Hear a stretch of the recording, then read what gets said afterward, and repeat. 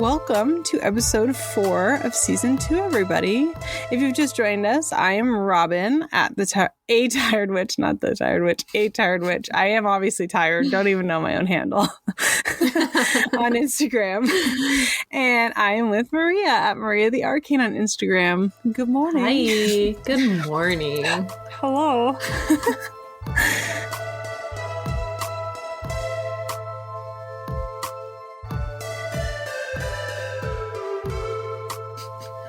If this is your first episode joining us, every week we talk about upcoming lunar phases and kind of what that means for us in terms of our practice.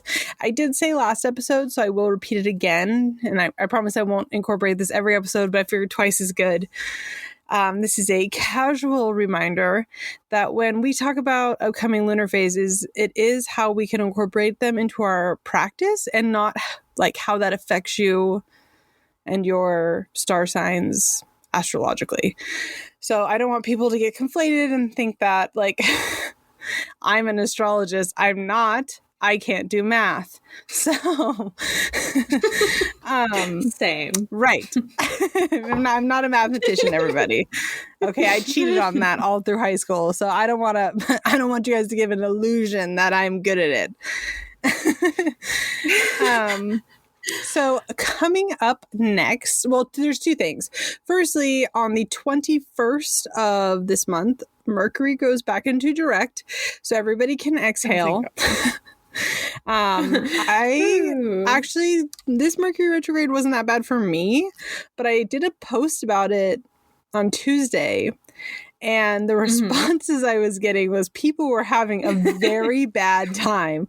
And so everybody can just exhale. It's only a few more days. It will be okay. Honestly, like the worst of Mercury retrograde always seems to hit me at the last bit. It's always the last few days and it's awful. So I'm waiting for it. I'm prepared. Knock on wood. Knock on wood. All of it. Coming up on the 27th of February is going to be the full moon in Virgo. And Virgo is a sign. Hello, good morning. But Virgo is kind of a ruler of our habits and how we interact with other people, how we organize our home and our life, etc. Think about your daily habits and kind of how you navigate them. These are going to be the kinds of things that we're going to be working with. So in terms of magic, we might want to be looking at not necessarily practicing magic, but maybe you want to start a new book of shadows and organize it, or organize your tarot cards. Just get things in order.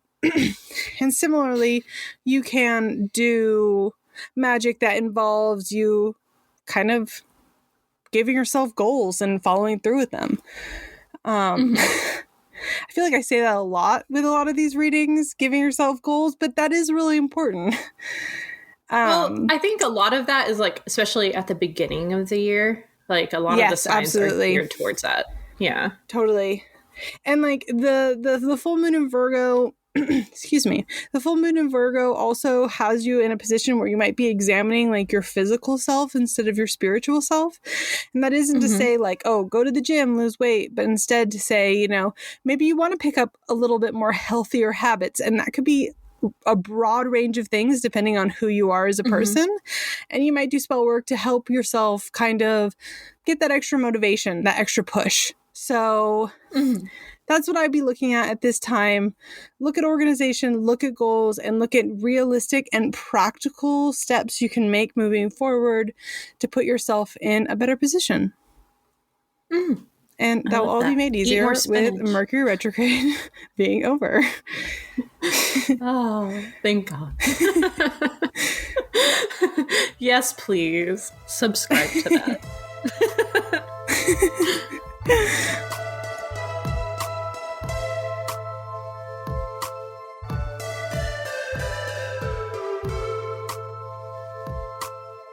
So, if you just started listening to us, every podcast we talk about a random tarot card. We go over the universal meanings and then our own interpretations of the cards. Hearing others' opinions helps beginners form their own opinions, or even those who have been practicing for a while expand their views on other meanings. This week, we're talking about the Seven of Cups. On this card, you'll see like a figure whose back is facing us, and they're kind of shadowy. They are gazing up at the Seven of Cups, which are filled with like wonders floating around on cards. It's like very dreamy imagery. The universal keywords of this card are dreams, choices, opportunities, and illusion. When this card pops up in readings for myself or clients, it's when someone is like exploring new opportunities when it comes to their future happiness. Their opportunities or choices may even have already been presented to them, and they are eager to go all in without thinking things through first. Mm-hmm. The thing is, though, when it comes to this card and the choices presented, is that not all of these things are actually possible.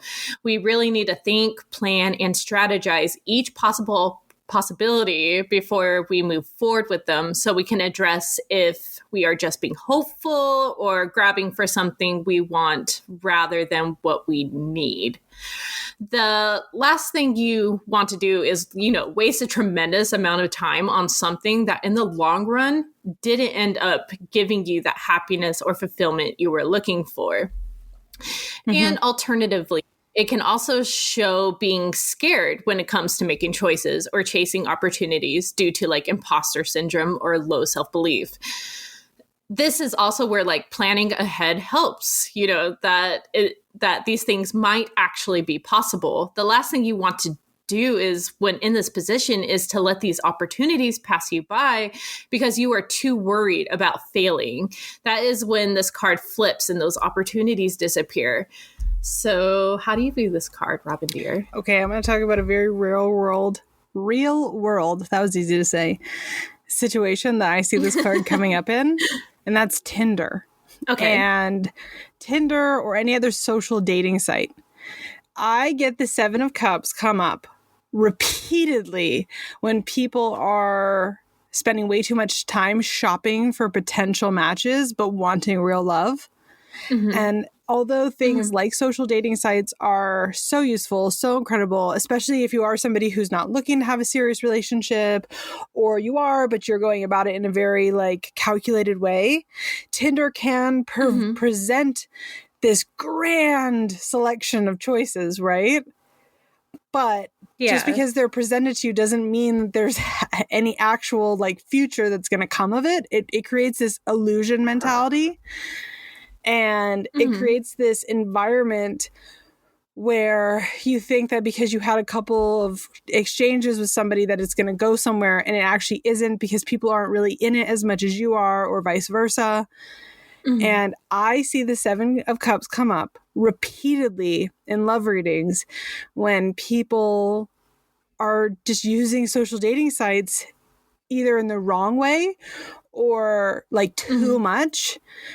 Do you know what I'm saying? Yeah. Like, mm-hmm. and so it is very much so, like you said, a lot of options, but because of it becomes overwhelming, and there's this sense of illusion, and it's just nonstop, call this my own UPG, but it comes up for social dating sites and it stresses me out.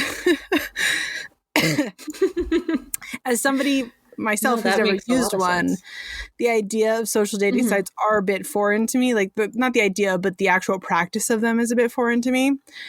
And mm-hmm. it becomes like this repeating pattern where I'm like, so you use Tinder a lot, huh? And they're just like, yeah, why? I'm like, well, maybe it's time to try a new approach. But for me, it comes up, obviously it comes up in other situations a lot too, but let's be honest, the nature of both of our jobs, mm-hmm. we do a lot of love readings. And mm-hmm. with love readings, every time I get the Seven of Cups, it's because of that. And it's just so interesting to me how like the meaning of that card interprets in a very real life like situation. Yeah, that makes a lot of sense. I haven't had it pop up for anything like that, like for Tinder or anything, but that makes also my day job, as you know, I work at a hotline. So in my mm-hmm. day job, 95% of my readings are love readings, and so I see it a lot more than at Tired Witch. Yeah, that makes a lot of sense. It's always coming up, and I'm just like, maybe we just like try to meet somebody the old-fashioned way for a little while. Yeah, for a little while. Let's try new I'm not things. saying you have to stop, just for a little while. Yeah, agreed.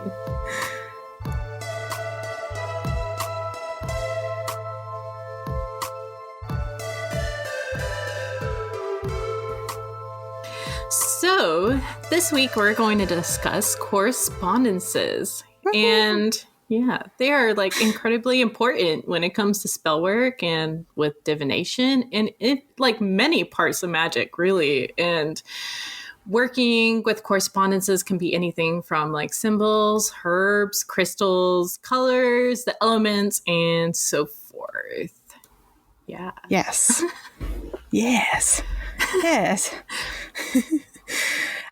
The reason we wanted to talk about this is because there's a bunch of really great books out there. We've talked about them a bunch on correspondences. Mm-hmm. And an ongoing discussion that has been happening in our Discord is the reviews of said books. And people giving some books negative reviews because they don't agree with the correspondences that are in the book. And they'll even go so far as to saying, that's wrong. And yeah, that's in part why we want to talk about this, because technically speaking, correspondence is nothing but UPG. And if you don't know what UPG is, that is unverified personal gnosis. There have become, all correspondence started as UPG, and a lot of it has become common gnosis. So it's like commonly accepted. Yeah. But it is still just gnosis. It is still, theorized whatever. That's in part why we want to talk about this today. Yeah.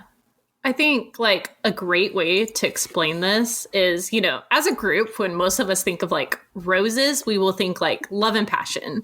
But we also have to like consider the other parts of the rose, like thorns, which could represent protection or even pain. But our personal interactions with roses can also shape our view of it, which is like incredibly important to note. Like, what if a funeral you attended that deeply affected you was decked out in roses, or a partner gives you roses as a gift only to break up with you like a few moments later? These moments may affect the way they correspond to spell work for you. They may end up meaning like loss and heartbreak. So, like doing love spell work with roses may not make sense for you, and that's okay. Yeah. It's basically, you have these really popular witchcraft authors that pre-modern witchcraft, and by modern witchcraft, I mean like the last 10 years. So not in the greater sense of the term, as in like the last 100 years, let's say. Very modern witchcraft, almost all of our books came from like 10 authors, essentially.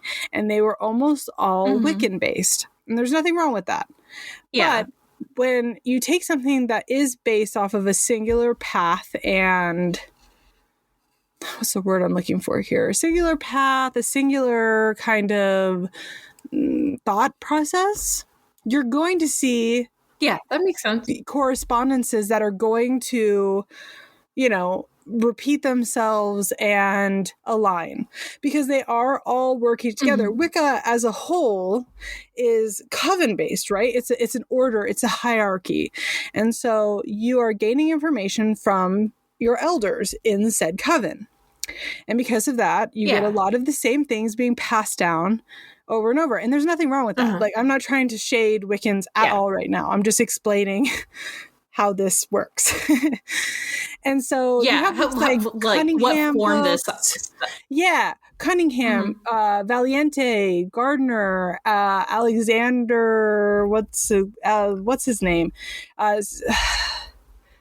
Alex Sanders. Sorry. I was thinking of Alexandrite Wiccans, and then I conflated the two. Anyway, you have these groups of people that are, they're head faces in their particular path. And so they are the elders who are passing on this information. And that doesn't mean their information is wrong, but it also doesn't make it the end all be all.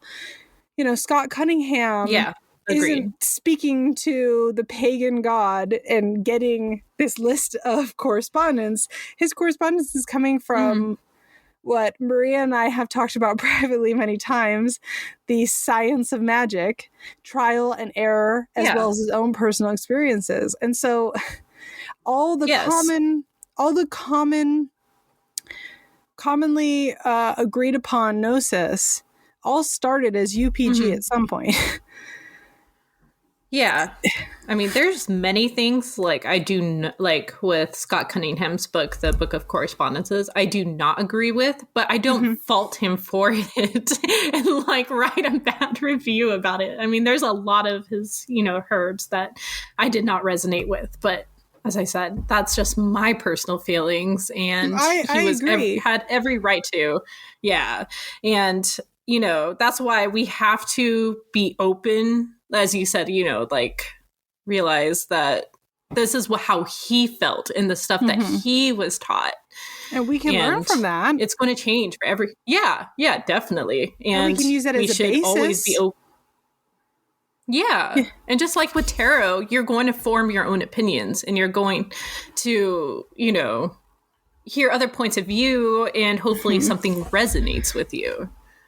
And, something that I think a lot of people seem to forget, and this is not a shade at any person, because I'm guilty of this at times as well. But I think a lot of things that people seem to forget or tend to forget is, like, Maria and I are both in the United States of America. I know that's probably pretty obvious by our accents. But, maybe you thought we were Canadian. I don't know. We're both in the USA. And with that, we are reading correspondences that originated in Europe, in Northern Europe, in most cases, the United Kingdom. And something that, let's say, made a lot of sense in Europe for calming. I don't know. I like lavender, let's say. I mean, I use lavender for calming, but let's just pretend for a minute I don't. In Europe, lavender might make a lot of sense for sleep and for calming. But I know where I live in California, there is a huge lavender farm that not Jason Segel, what's his name? The guy with the tiny ponytail who does all the action movies. Oh, what the fuck is his name? I know who you're talking about. You know who I'm talking about, right? He's got the little ponytail. He's always like, this is the best action movie of all time. And they're always like really bad movies. What the fuck is that guy's name? Anyway, it doesn't matter. He owns a giant lavender field by us, like massive. It's like 60 acres or something like that. Maybe more. I have no idea. Oh my God, that sounds so nice. Oh my God. Yeah, it also sounds like hay fever hell for me. And so in Europe, having lavender grow, in your garden is maybe something that's going to induce sleep for you. But for me, I'm going to struggle to sleep because I'll be coughing and, having these fits. And so for me, it's more of a nightmare than a sleep aid. And that's when personal gnosis comes in. Also, my husband is in the other room and just texted me. His name is Steven Seagal, and now we can all rest easy. That is so funny. Yeah, he lives like 30 minutes from me and has like a massive lavender farm. And and when we drive through that in like the summertime, I'm like, give me the allergy pills or I will pass away on the spot. Yeah. I know there's one particular herb that like I do not agree with Scott Cunningham's thing about, which is catnip. I view catnip as like a way to like kind of to attract something. Same. If that makes sense. Same.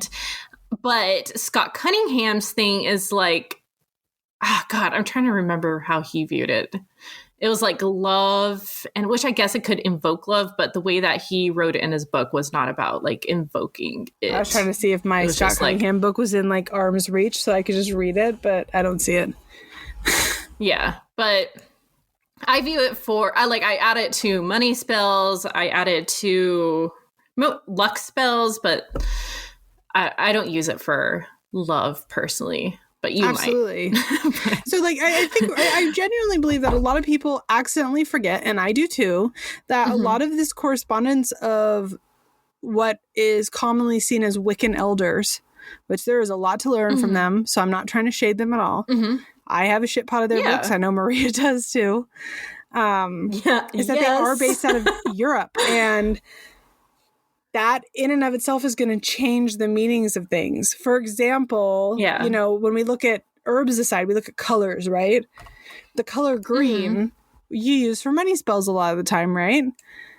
Makes sense. In the United States, our money is green. But in Australia, they have all rainbow colors. They've got yellow, they've got orange, they've got blue. You know, in I think it's India, it's red, I think. Could be wrong about that. I'm not sure. But you know, our money value, our money currency, it looks different depending on where you live. And because of that, that is going to directly affect the color that would make sense for your correspondence for drawing money in. And this is why it's important to use other people's correspondences, elders' correspondences as a baseline, but then know you can grow from it. And so I think this idea that like the Llewellyn Book of Correspondence is wrong, and people leaving negative reviews on that really actually shows their own place in their own path. And that's not a negative thing that they're at that point, but it shows that they're not at a point yet where UPG is something that they've invited into their practice. And that's okay. But take that with a grain of salt. Yes, I completely agree. I mean, the whole thing about magic is like making it your own and finding out what works for you personally. Yes, like, and you know, we always say to try to get as many opinions as possible. So to find out what resonates with you. And there's nothing wrong with like reading, like, as you said, you know, older books and stuff like that and taking what you need in. But know that you do not have to follow that 100%. There is no book that should resonate with you 100%. I mean, there might be, but the chances of running into that book is slim to none. You're not going to agree with everything the author has to say, and that's okay. And unless, you don't have to force it on you. Unless, of course, it's my book coming out in May. It will resonate with you completely. Available on Amazon worldwide, guys. Jot it down. You just put an ad in our podcast. I'm just kidding. Have you guys been interested in StubHub? I'm just kidding. You guys interested in StubHub? You ever heard of a little brand called HelloFresh? Oh my god. I love that. But anyway, yeah, correspondences are so important for like spell work, especially personal correspondences, because it really helps you like use it to formulate your own spells. So you're not having to follow author like 100%. Like, because what if like you're doing a spell from a book and you're like, well, I don't really view that herb as something that corresponds well with the spell. You are entitled to change it. Like, you do not have to follow a spell book 100%. But that's just... I know that is actually like a really big fear that a lot of new witches have. That like, I know I at least get this question probably like 10 times a day on Instagram. Yeah. And it will be, oh, I don't have this. Like, will it backfire on me or will it go wrong? And it's just like, first of all, no. But even if it did, so let's pretend for a minute that it did backfire on you. Yeah. The odds of you, if you're still figuring out where you have to question that, and this is not a shade at anybody, but if you're still figuring out if you have to question that, the odds of you having put enough energy into it that the backfire is going to be something that is detrimental to you is very slim. It takes a lot of energy and practice. I mean, like I said earlier, magic is a science, in my opinion. It is a trial and error. It is why I'm constantly telling people write your spells down and then do a follow-up on it and make adjustments and make tweaks. Like, you're not going to do it once for the first time ever and likely it be absolutely perfect. These are things that take learning. It takes adjustments.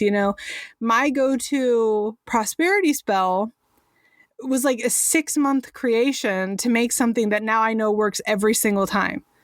And the first time I did it, it didn't do shit.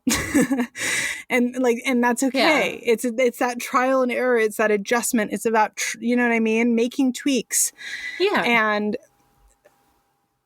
I guess the point I'm trying to make is don't give up on yourself because it doesn't work the first time. And don't be afraid to make adjustments because everyone makes adjustments. Everyone's life experience is different and unique. And therefore, what works for me will not work for you. Maybe it'll work very similarly, but you're probably going to have to make some tweaks, and that's okay.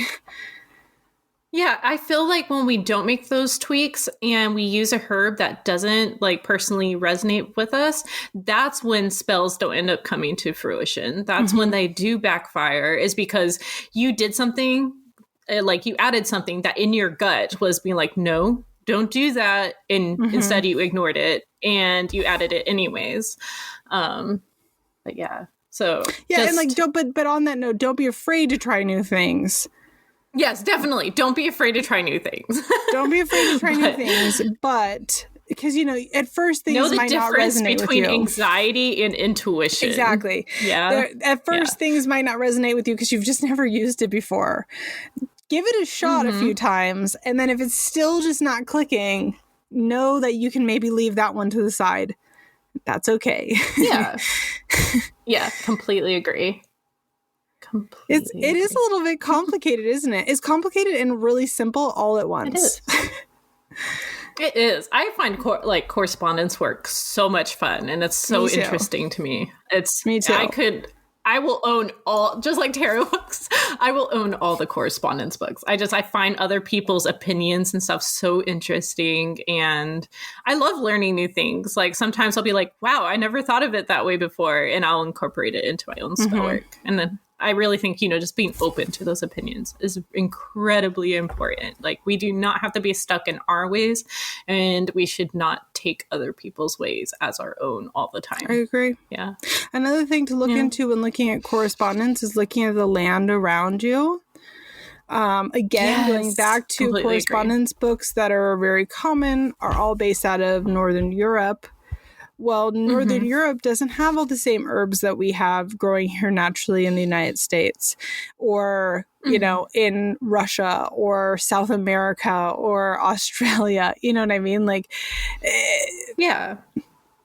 like Worthing, England does not have the same exact natural foliage as, somewhere in like the desert of Ethiopia.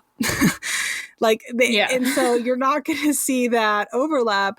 And therefore, I suggest learning about the herbs that are in your area and learning about their medicinal properties, learning about when do they grow. Let's say you have a flower that only blooms for a couple weeks, that's a what's the word I'm looking for here? Like a spring flower. It's an annual flower. There's a lot of symbolism in that. And you can start building correspondence off of it. Maybe the settlers in your area used a certain leaf or whatever to cure wounds.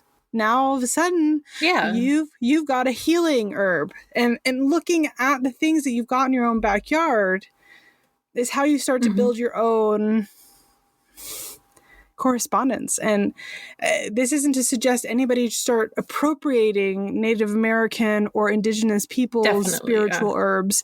I'm saying looking at it from a scientific standpoint and then using that as a stepping stone to build your own spiritual meaning for it. I think people would be very surprised about the herbs that do grow near where they live. Like they would discover so many like new herbs and stuff like that because, oh my gosh, I'm trying to remember the herb. We had a herb growing by our fence last year and I had never heard of it. but it has a funny name. But it deals with, I guess, people in Italy used it for like youth spells and stuff like that. And I found that super interesting. That was like growing in my backyard, and I didn't even realize it. Like, it's really, yeah. Yeah. You learn something new every day, guys. You just got to go out there and do a little research. Yes. I know I live in a teensy-weensy tiny town, and even in my teensy-weensy tiny town, there's a website dedicated to foliage in my area.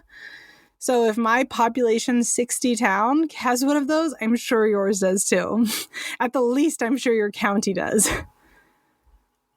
Yeah, I mean, you can look like there's ton, like for South Carolina, if you look up South Carolina like herbal stuff, like there's tons of books. There is a ton of like books about what grows here. I'm sorry. Did I really say in a country accent? Because I'm going to go out and go hide in the woods for the rest of my life. Oh, over here in South Carolina, me. I got myself one of them fancy websites. It's got a whole bunch of information on natural foliage. Thank you. People from the actual South listening to this, I really want to apologize for that bad accent. I'm just making fun of Maria, not you. That is so funny. Oh my God. Anyway, so I hope this helped you guys. And really, like I said, take things like correspondence book reviews with a grain of salt, because there's always something to learn in those, even if you don't always agree with them. Mm-hmm. And don't be afraid to add your own interpretations. It's okay. It's okay. Yeah. It's science. It's okay. It's going to be okay.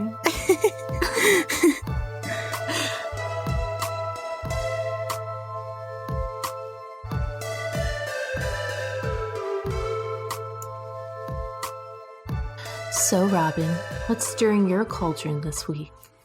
Thank you so much for asking. Of course.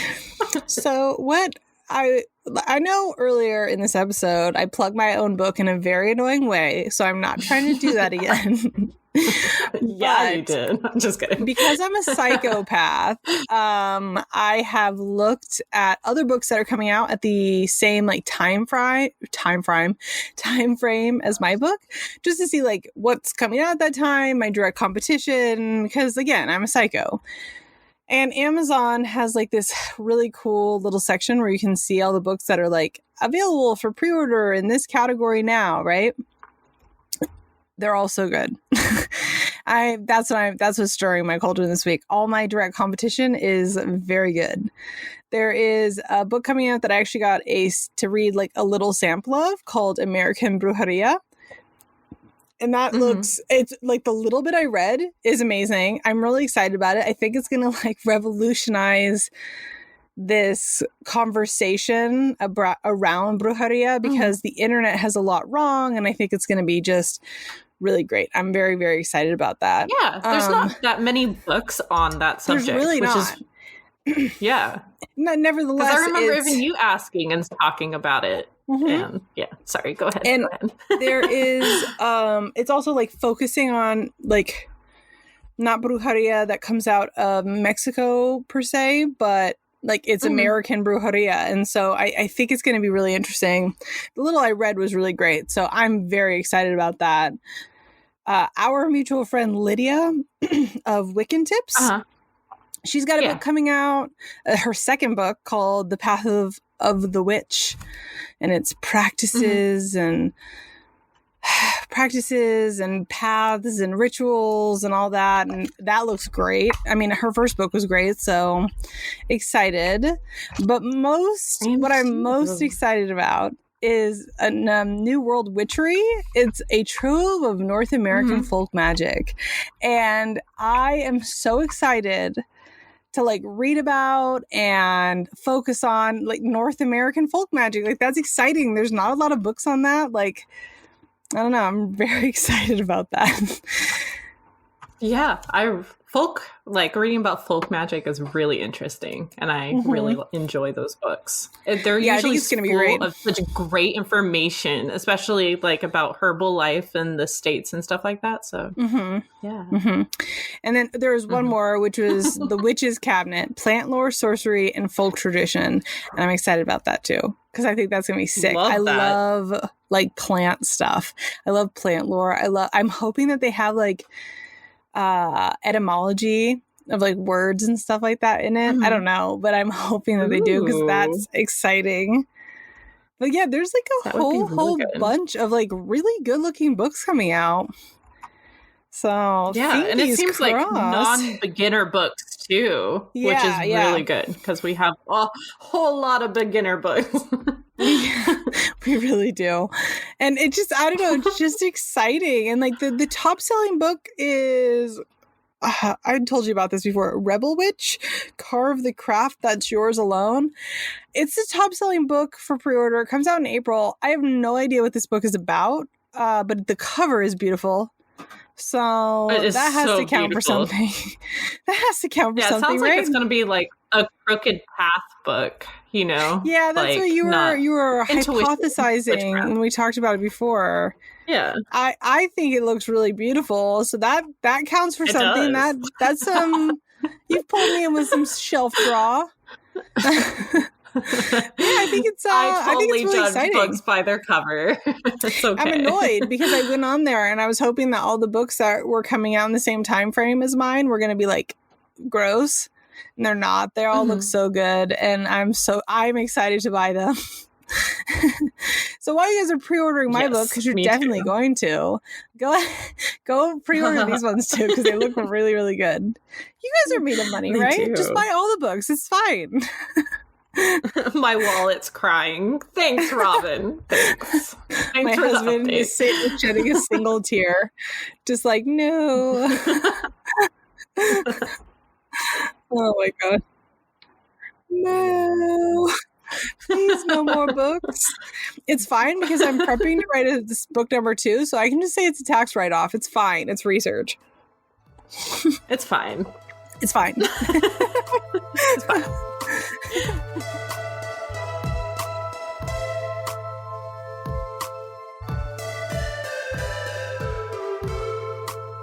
So, Maria, what's not stirring your cauldron this week? So, you all are in for another Maria rant. Oh, so excited. Strap in, kids. Yeah, strap in. It's about to get really passionate.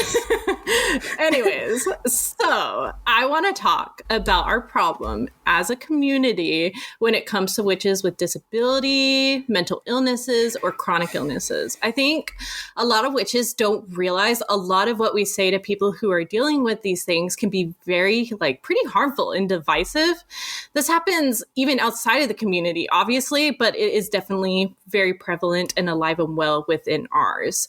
I find that, if someone says they have something to a group of witches, you'll get so many people offering advice and holistic tips while helping out. It's amazing, and support is amazing. Community is amazing, but we do have to be very careful when giving advice, when the advice we are giving is unsolicited, especially if it's coming from someone who is able-bodied themselves, who has no personal experience dealing with what the other person is facing. And we also have to consider that maybe the person who brought up what they're going through just wants to talk about their feelings and frustrations and aren't actually looking for advice. There is just this huge pressure for us as witches and humans to make things better. Most of us don't like it when someone is suffering. The thing is, though, some of these things that unabled bodies people face isn't curable medically or even holistically. And I bet you that the person who is dealing with an illness has way more knowledge about their illness and their body than what you do.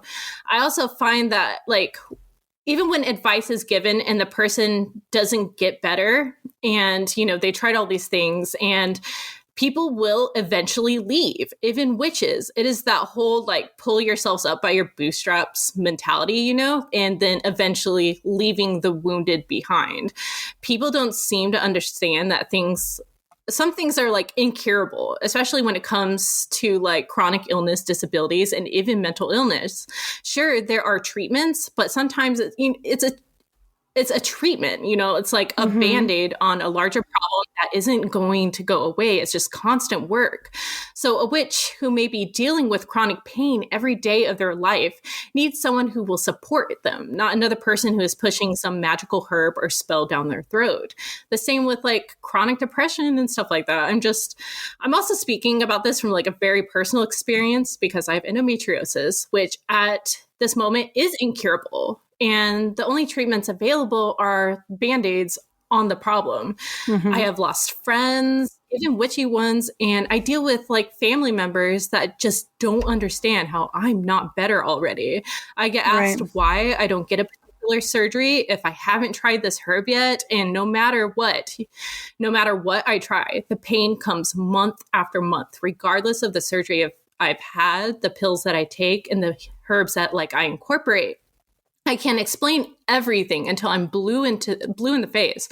But to many people, I look like someone who refuses to help themselves magically or otherwise, even though I am literally doing everything I can. I just want any witch who's facing something medically that, you know, you're not alone. And it isn't right for people to get frustrated with you for not controlling the uncontrollable. You are strong and you are resilient, and you deserve a community that listens to you.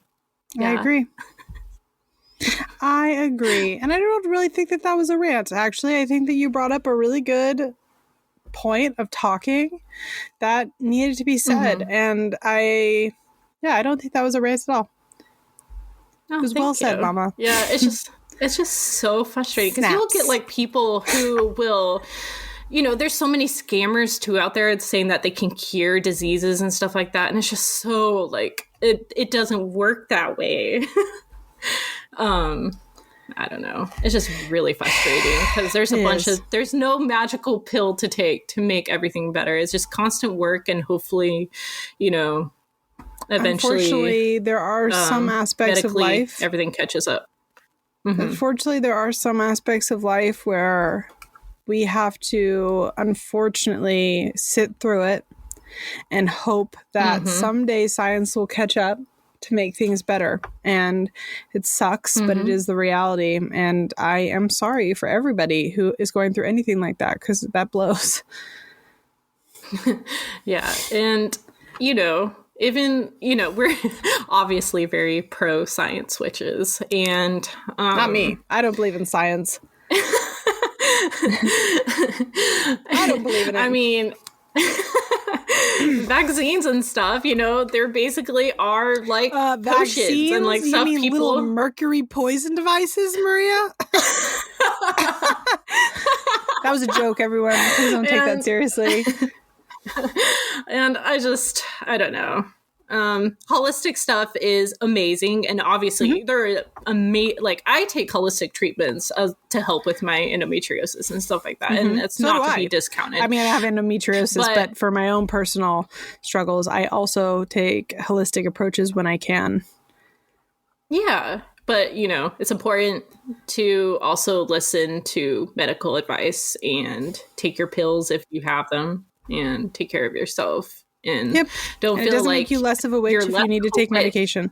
Yeah, exactly. 100%. I know that was a really big dialogue going around like a year or two ago. People being like, if you take your antidepressants, you're like stifling your magic.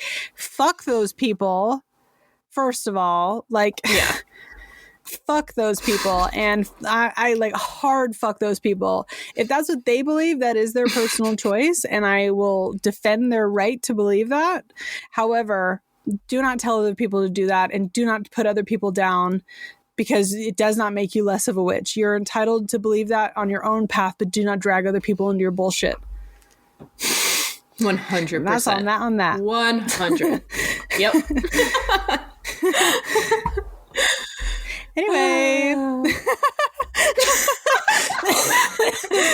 Oh my God, sorry. Thank you for strapping in and listening to my passionateness once again. I love it. I love it.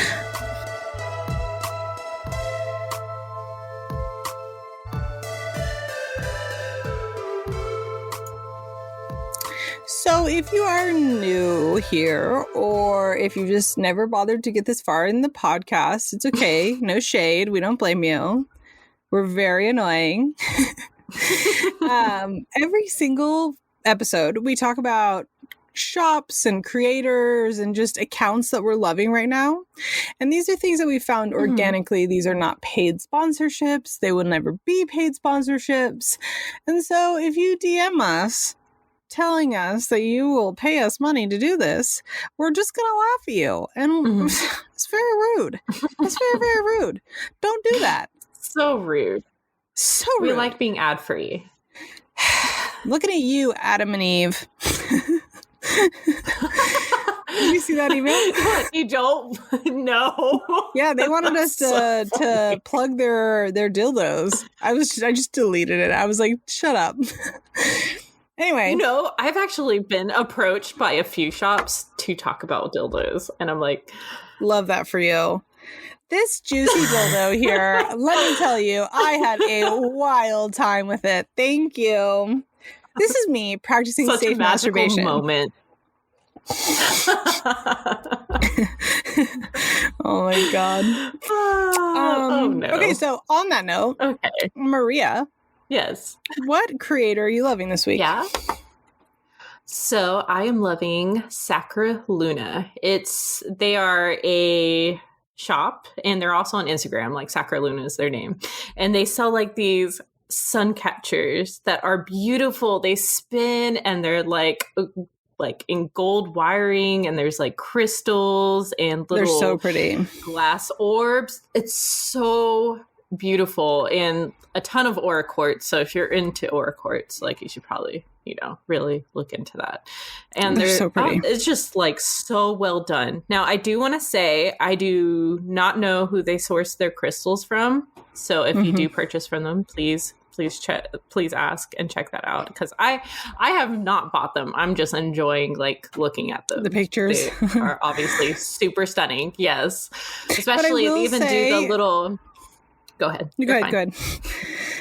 I was gonna say they even do like little glass, like where the dried plants are trapped in glass and. Oh, it's just really so pretty. Really and pretty. They're like little moon shapes. Yeah. I will say, though, from somebody who comes from a standpoint of having sold crystals for a while now, a lot of it does look like glass. I mean, obviously, I'm not holding it in my hand, but it does look like Angel Aura, like treated and cut glass. I can't say that for certain. Yeah, that's I'm not holding it, but it does. At least from the photos, the quartz is so crystal clear that they use that I would struggle to accept the size of them, etc., not being glass or lab made. So, I mean, I'm not saying I'm not trying to back them up. To me, that's what it looks like. But they are beautiful. Yeah. Yeah, whatever they are, they're beautiful. Yeah, whatever they are, they're friggin' gorgeous. But so yeah, I definitely down, recommend folks. checking them out. Yeah, jot it down. So, what are you loving? I am loving a shop that I've actually been loving for quite some time. It's one of those shops that like I keep meaning to bring up, and then I don't know, shiny penny, I get distracted by something else. It is the Pandorawitchshop. They do like wood cut or like it's not wood like laser engraved wood, like spirit boards, boxes, tarot card boards, just kind of you name it, altar pieces, etc. And they are so beautiful. And I know there's a lot of places out there that do wood like laser engraving stuff, but their stuff. It's how they stain it. It's like the wood stains that they use. Yeah, and the details in like staining only like a little section here and a little section there is what sets them apart from other woodcutters I have seen at least. And I agree. I think it's so beautiful. It's so beautiful. And they have like the dark like wood pieces with like gold on it, and we all know that's my jam. I I love gold. Yes. It's and they so have like beautiful. they have this specific box that I've been like desperate for like a year and a half. Your and it's one boxes of are those beautiful. things. Yeah, it's one of those things that I keep thinking that like I'm gonna get around to buying that, and I never do. But I want to. It's an altar box, and it has a death head moth on the back of it, and it's fucking beautiful. So beautiful. It's fucking beautiful. So beautiful. Yeah, I'm obsessed. I'm actually getting a few pieces from them soon, and a couple of them are the death moth things. Yeah, I'm so excited because they have like little tarot boards, and like they have a card of the day. That's like a newish edition, and I love it. It's so beautiful. Yeah, I'm getting the death moth card of the day, and I cannot. I'm so excited to have that on my altar space. It'll add a lot. I'm really excited. Yeah, I think it's going to be so great. I want them to do me an entire like backsplash for my altar. Not that it's not a kitchen. It doesn't need a backsplash, but you know what I mean, like a backdrop of just like beautiful things that I can just like put behind it. Yes. I completely That might be a weird request though. Hi, I'm just wondering if you can make something pretty and large that is purely decorative. Do you think you could do that? That might be a weird conversation. They were like, we'll do it, but you better have the money. Yeah, that will be $700. Thank you, but I am madamely poor.